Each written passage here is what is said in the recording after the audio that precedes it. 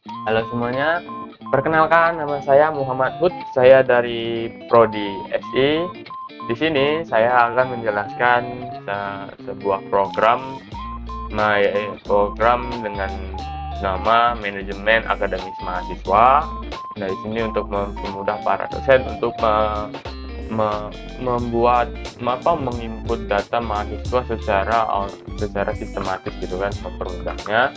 Nah, di sini kita langsung masuk aja ke kode program yang telah saya buat. Nah, di sini kita akan menemukan empat empat library, namun seperti yang teman-teman ketahui, mungkin yang sudah mengetahui dasar-dasar dari C++, bahkan sudah terbiasa dengan library 1, 2, dan 4. Nah, mungkin yang ketiga ini cukup awam. Nah, di sini saya akan menjelaskannya.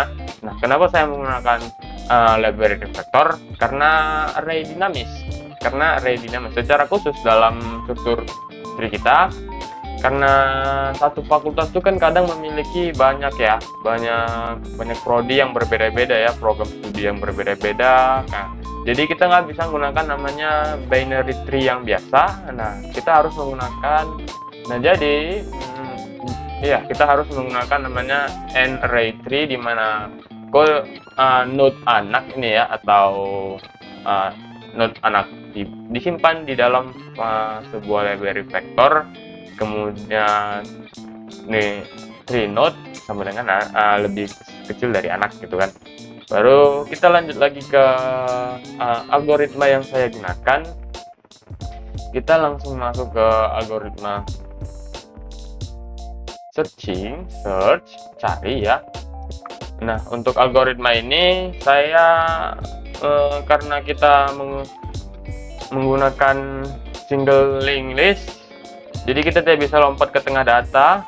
Jadi kita harus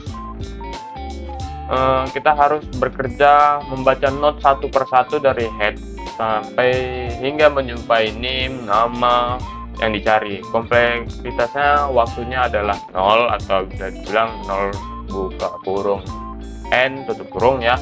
Baru kita lanjut lagi ke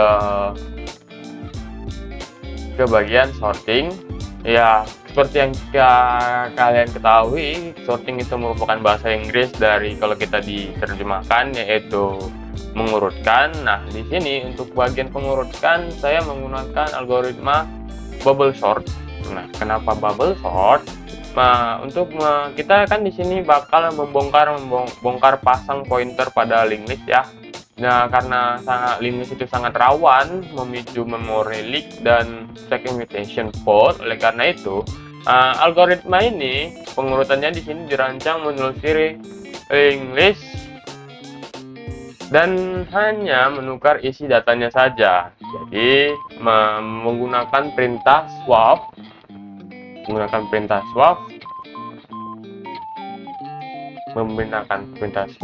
baru buka kurung baru ke data, baru put next sama dengan data. Baru kita gunakan variabel LPTR sebagai pembatas area. Nah, pembatas area yang sudah terurut untuk optimasi eksekusi. Nah, jadi kita lebih gampang gitu kan. Baru kita lanjut lagi ke bagian algoritma reversal atau rekursi. Nah, di sini ada dua, yaitu pre-order, mencetak nama node induk, atau bisa dibilang seperti universitas atau fakultas terlebih dahulu, baru kemudian menelusuri cabang anak-anaknya. Di sini menghasilkan output vertikal top down, jadi dari atas ke bawah, vertikal ya. Kemudian untuk yang kedua itu ada post order. Nah, post order ini dia mengeksekusi anak-anak yang terlebih dahulu tuh hingga ke ujung prodinya, baru mencetak nama fakultasnya dan universitas terakhir. Jadi ibaratnya anak duluan baru orang tuanya gitu. Nah, fungsi logika intinya, nah kita bakal masuk ke opsi pilihan pertama. Nah, di sini di dashboard ya, atau ya di dashboard sih kita bilang ya. Nah, di sini kita memiliki beberapa opsi yang bisa kita gunakan. Nah, pertama itu Ada opsi tambahkan mahasiswa, tampilkan mahasiswa, baru cari mahasiswa, baru hapus mahasiswa. Nah, untuk bagian sorting, nah saya pisah ini, tidak saya satukan, agar mempermudah saya untuk melakukan programnya tadi.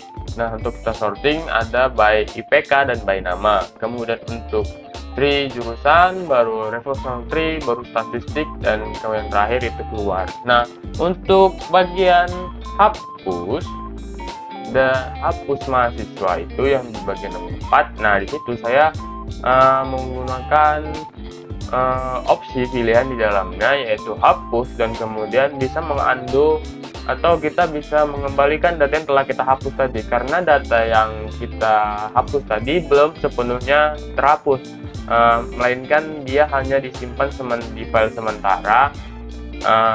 Ya, disimpan hanya sementara itu agar jika kita melakukan kesalahan atau kita melakukan kesalahan hapus, kita masih bisa mengembalikannya. Nah, ya, kemudian untuk di bagian yang ketiga itu cari mahasiswa. Nah, di sini untuk cari saya menggunakan dua opsi ya di dalamnya, bisa cari by name, bisa cari by nama.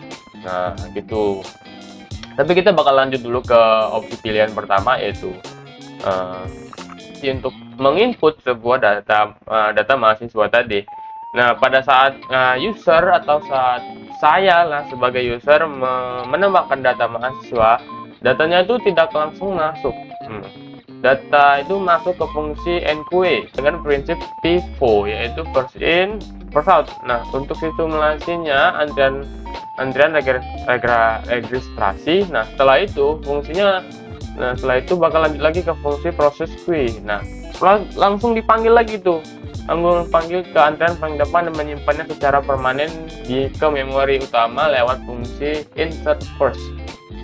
Nah, baru kita lanjut lagi ke integrasi link ke stack, yaitu delete mahasiswa. Mungkin kalau kita ke main course-nya ya cukup sulit ya. Nah, kita bakal lanjut ke recall code. Ini dah delete. Nah, untuk bagian ini ya, ini ada fitur keselamatan. Nah, di sini ya seperti saya bilang tadi ada fitur undo. Nah, jadi saat fungsi delete mahasiswa kan kita bisa bilang kalau delete itu memotong rantai data dari link list. Nah, data itu tidak di delete gitu saja gitu.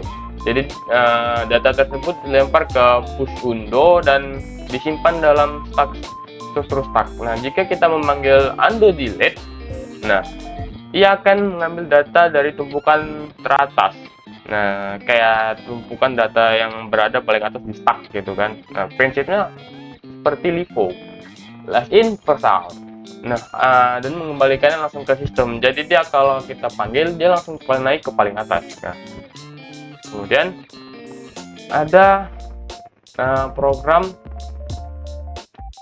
kalkulasi atau hitung statistik.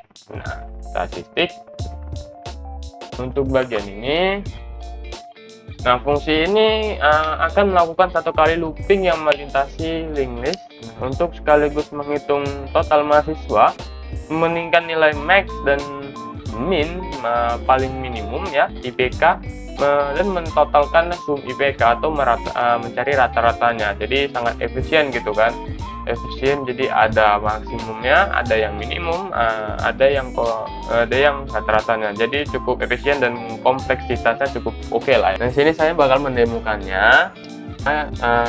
Sebelumnya kita input dulu datanya, yaitu tambah mahasiswa. Kita masuk ke ininya adalah, kita buat simpel saja 123, bakal masuk ke namanya, langsung ke kanan. Baru kita buat prodinya adalah SI, baru IPK nya kita buat 4.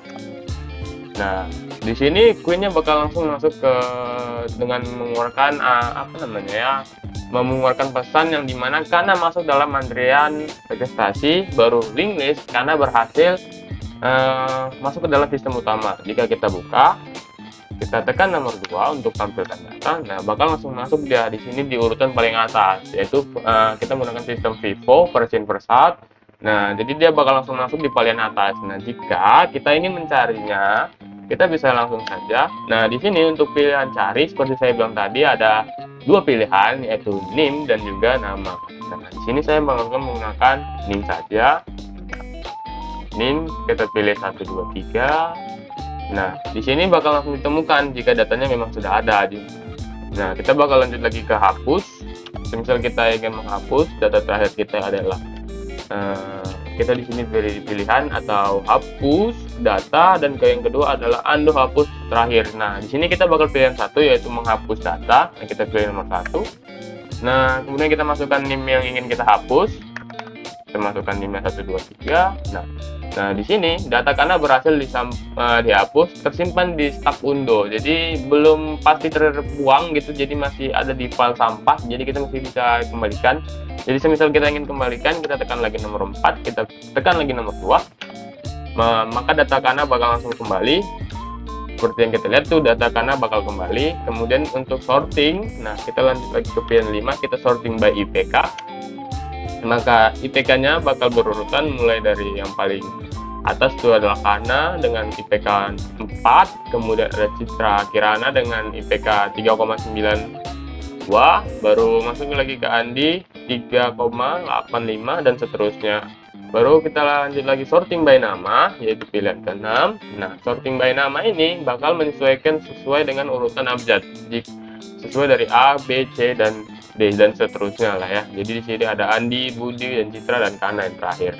Kemudian kita masuk ke tree jurusan. Nah, tree jurusan ini cukup ya menunjukkan universitas itu ada beberapa, ada fakultas apa saja sih, ada prodi apa saja sih. Jadi kita bisa melihat prodi-prodinya di situ. Nah, di sini saya bentuk dalam bentuk tree jadi memudahkan kita. Nah, yang terakhir kita ada reversal tree, pre-order reversal. Dia bakal memunculkan data orang tuanya dulu baru kemudian anaknya. Namun jika sebaliknya post order, nah dia bakal memunculkan anaknya dulu baru orang tuanya yang terakhir. Nah, ke yang terakhir kita masuk ke statistik. Nah, di sini bakal muncul jumlah mahasiswanya ada 4, IPK tertingginya adalah 4, yang terakhir itu adalah rata-rata IPK-nya adalah 3,79.